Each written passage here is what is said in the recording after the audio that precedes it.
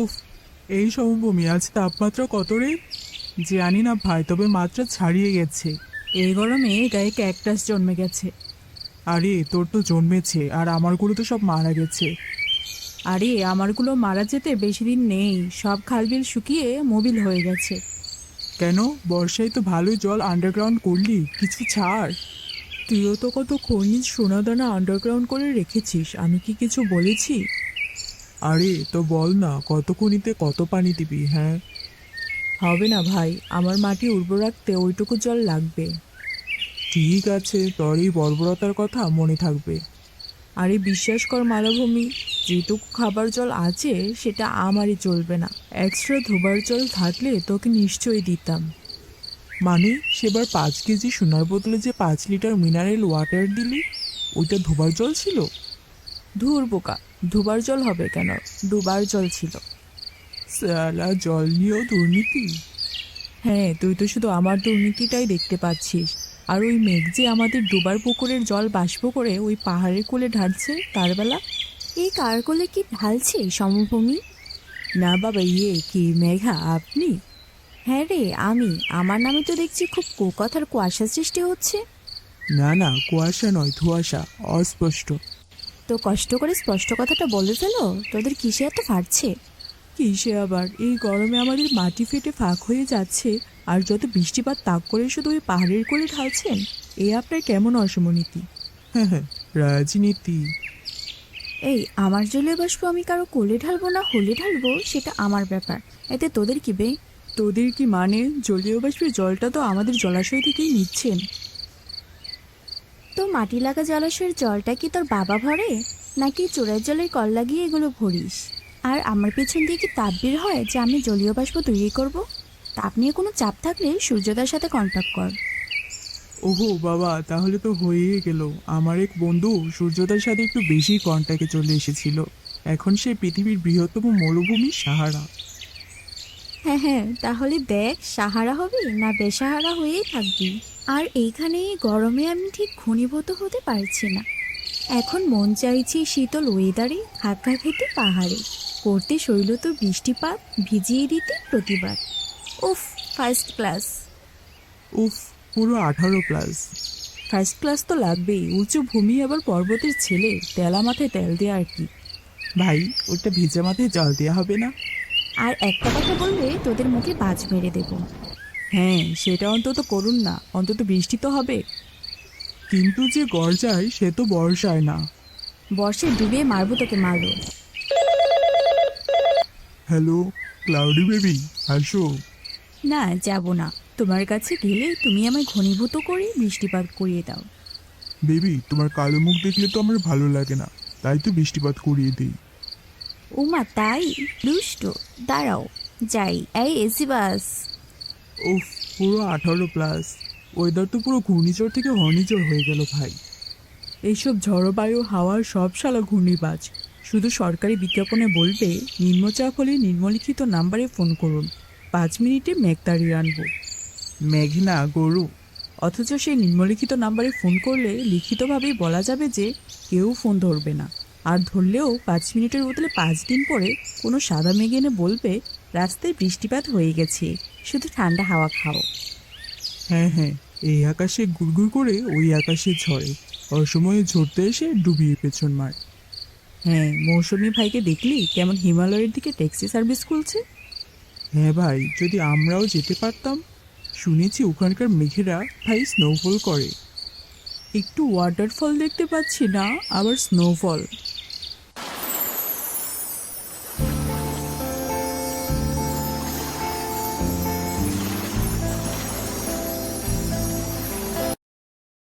Excuse me land, আমি কি আপনাদের উপর দিয়ে প্রবাহিত হতে পারি? হ্যাঁ হ্যাঁ, নিশ্চয়ই। শুধু প্রবাহিত কেন, আপনি চাইলে বিবাহিত হতে পারেন। মানে? মানে বিভিন্ন দিকে প্রবাহিত হতে পারেন।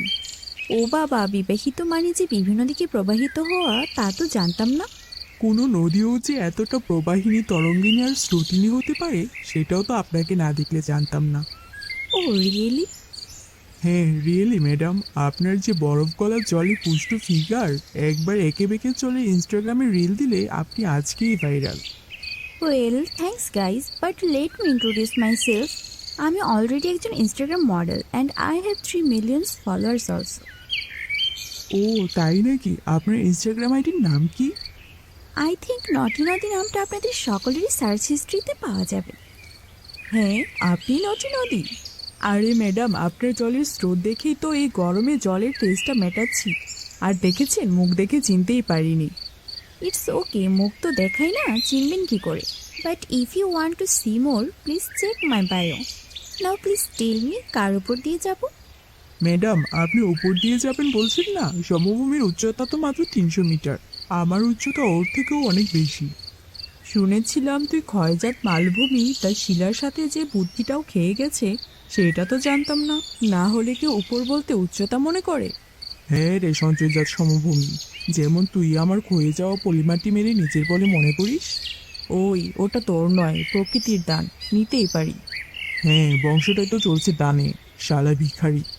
ওই, মেরে একদম শিলা ভেঙে দেব। আয় না আয়, মুখে ছুঁড়ে মারবো। তুই আয় না, তুই আয়। প্লিজ আপনারা নিজেদের মধ্যে টেকটনিক প্লেটের কলিউশন করবেন না, না হলে এখনই ভূমিকম্পের চারিদিক ফেটে ডিজাস্টার হবে। আরে ফাটুক ম্যাডাম, আপনার জন্য আমি ব্যবচ্ছিন্ন মালভূমি হয়ে যাব। ম্যাডাম, আমার বাড়িতে লিখে দিচ্ছি, ভূমির ঢালের দিক থেকে আমার মতো পারফেক্ট ভূমি আপনি কোথাও পাবেন না। এবার আপনিই ডিসাইড করুন, আপনিও শক্ত পাথরে জমি দিয়ে যাবেন, নাকি আমার মতো নরম আদরে ভূমি দিয়ে গা ভাসাবেন। ওকে ওকে স্টপ, আমি ডিসাইড করেছি আমি দুইজনের মাঝখান দিয়ে যাব। হ্যাঁ, মাঝখান দিয়ে? তাহলে ম্যাডাম দুটো শাখায় বিভক্ত হয়ে দুজনের উপর দিয়ে গেলে হতো না? No, impossible. শাখা নদীর সৃষ্টি করতে গেলে তো আমাকে আবার আপনাদের ভাষায় বিবাহিত হতে হবে, তাহলে আমার ফ্লো আর ফিগার দুইই খারাপ হবে। মাঝখান দিয়ে যেতে দিলে দিন, না হলে বলুন, আমার পানির প্রার্থীর অভাব নেই। আরে না না ম্যাডাম, আপনার যেখান দিয়ে খুশি যান। আপনার যৌবনের জোয়ার ভাটা ওই বেটা মালভূমি জানবে কি করে? এমন করছিস যেন ম্যাডাম তোকে এই জুয়ারে কতবার টেনে নিয়ে গেছে।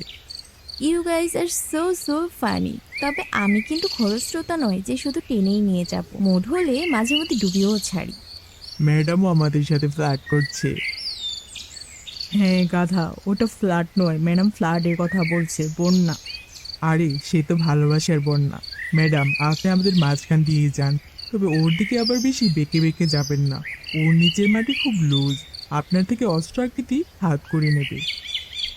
এই কি নটি, নদীর পাশে তো সভ্যতা গড়ে ওঠে, তুমি এই অসভ্যতাদের মাঝে কি করছো? ওহ মম, আমি ম্যাপেই দেখলাম এদের দুজনের মাঝে উপত্যকাও করে গেলে একটা শর্টকাট পড়েছে, তাই এইদিকে ফ্লো নিলাম। ওহ গুড, তাড়াতাড়ি যাও, সমুদ্র তোমার জন্য উথাল পাথাল করছে। আর হ্যাঁ দেখো, যেতে যেতে আবার উপন্যাস জুটে ফেলো না। আরে ডোন্ট ওয়ারি মম, তুমি এসো। Bye guys. বাই। এমন কলকলে মেঘের এমন টলটলে মেয়ে দেখলে বিশ্বাস হয় ভাই? মালো, তোর মুখের গুহাটা বন্ধ কর। আজকে নদীর বিয়ে, আমার আবহাওয়া খারাপ করার চেষ্টা করলে মুখে বাজ মেরে দেব। হ্যাঁ, নদী নদীর বিয়ে? কার সাথে? কেন, তোদের উপকূলে আর কে আছে? হ্যাঁ, সমুদ্র। আরে ও তো একটা পাকা নোনতা ঢেউবাজ। ওর অলরেডি কয়েকশো নদীর সাথে বিয়ে হয়ে গেছে। হ্যাঁ তো, অত বড় জলরাশির একজনের জলে পুষায়? আর জানিস না পৃথিবীর 3 ভাগ জল আর 1 ভাগ বোকার দল? তো সূর্যতাপে মোট জলীয় বাষ্পের 3 ভাগ তো ওই সমুদ্রই দেয়। ও, তাহলে আমরা যে বাকি জলীয় বাষ্প দেই তার 4 ভাগের 1 ভাগও কি আমরা ঠিকঠাক টাইমে ফিরে পাই? কি আর করবি বল, এইটাই জলচক্র। কোনো জলচক্র নয়, এটা আপনার আর সূর্যটার জলচক্রান্ত। যাক, বুঝেছিস তাহলে। আমি ভাবতাম তোর মাথাটাও তোর গুহার মতোই ফাঁপা। তবে বেশি লাফালাফি করিস না, না হলে গরমে শুকিয়ে মারবো, বর্ষায় নদী ডুবিয়ে মারবে। ও আবার বড্ড বর্ষার জলে পুষ্ট। আচ্ছা, তার মানে আমাদের গতি নেই বলে তোমরা জল নিয়ে যা খুশি করবে, আর মাটির উপরে সব জলচক্রান্ত দেখেও আমাদের শান্ত হয়ে থাকতে হবে, তাই তো? ঠিক তাই, শান্ত থাকলেই জ্যান্ত থাকবি, কারণ জল মানেই জীবন।